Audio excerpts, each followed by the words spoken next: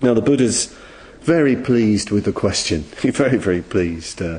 He says, Subhuti, he said, it's been well said. What he said is well said. And yes, he does indeed benefit and favour the Bodhisattvas. He has done that. He does do that. There's no false modesty in the Buddha.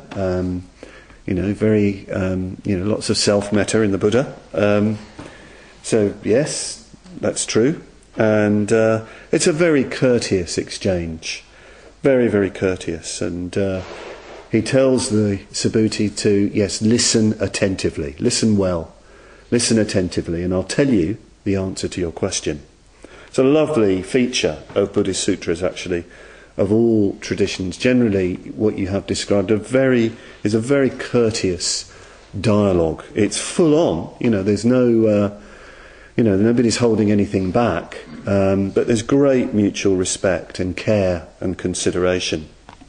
It can sound a bit stilted in literary form, but I think we really need to try to imagine what a lovely dialogue it is, and how there's real mutual respect in the exploration of the truth. I'm reminded of something you get in the Muslim Sufi tradition. They talk a lot about adab, courtesy in the way you treat people, in your response to one another. The Sufis make a lot of this in your dialogue, and adab, very, very important in that tradition.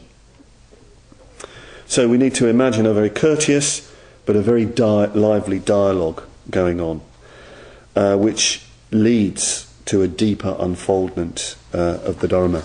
So let's now look at the Buddha's response to Subhuti's question regarding how a bodhisattva should stand, progress and control his thoughts. You could say the rest of the sutra is an answer to this question.